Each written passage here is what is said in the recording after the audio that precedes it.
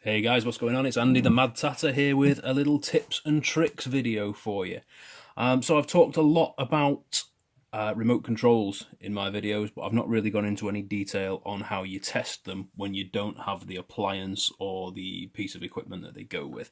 So just tidying up from my last haul video, and I thought I'd just take a minute to show you how you can test pretty much any infrared type remote really easily, just using your camera on your phone or using a digital camera or something like that. You do need to use the camera on your phone, or you do need to use a digital camera to do this, because it relies on the camera having an infrared sensor. So let me just show you. This is the little Sony camcorder remote that you saw in the video there at the moment. No batteries in it at the moment, so if I point that at the camera and press the button, you don't see anything happening at the LED here. If I take this Samsung remote, which again was in that last haul video, and press the button, you might be able to pick up on the camera there, that's just flickering. That actually illustrates that the remote is working and that it's transmitting. Some will strobe like that and flicker, others will stay constantly on. If we look at the big Mitsubishi here, now I've already taken the liberty of putting a couple of batteries in this one just to show you. When you point that one at the camera and fire, you get a nice bright light on there. You're going to get different sort of intensities of light depending on the age of the remote and whatnot. But always check all of the functions of the remote when it's plugged in like that. That's just me checking the little click wheel there at the bottom on this one. Press all of the buttons. Make sure you can see the LED at the front there respond every time you press a button. What can happen with certain remotes, some of them work where they have a membrane underneath the buttons. So the button itself actually then pushes down on a little plastic membrane underneath. That little membrane then makes contact with the circuit board, and that's what sort of activates the function that you've pressed on the remote.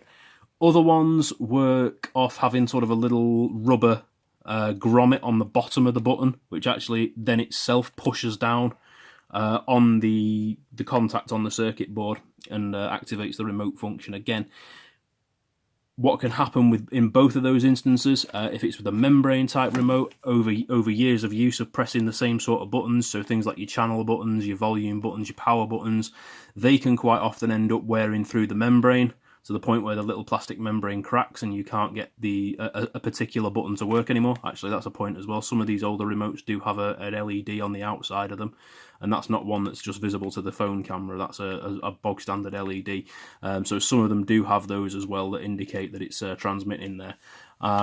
So yeah, the membrane type ones can crack, and the ones with the little rubber grommets on the bottom of the buttons, they can wear down over time as well. So do always press every button on your remote and every little function on your remote just to make sure that it works, and that'll make sure that you've given it a good thorough test then. But that's what you're looking for, is that nice little light there, either steady on or strobing.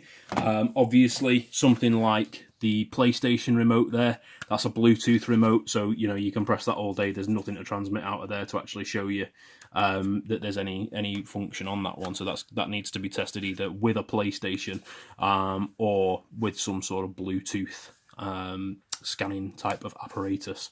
So it's just a quick little video there for you guys, just on how you can test your remote controls. You know, it works with pretty much every one, with the exception of a lot of these modern ones which are either Wi-Fi or Bluetooth enabled. They do need to be tested generally either with the appliance that they go to or with some sort of third-party software. So I hope that was informative for you, just a short video there.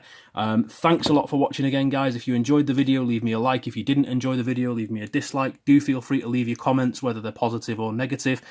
Do feel free to subscribe if you haven't done already, and give the bell icon a little tickle, just so that you're notified whenever I upload videos. Thanks a lot and have a great day. Take care. Bye-bye.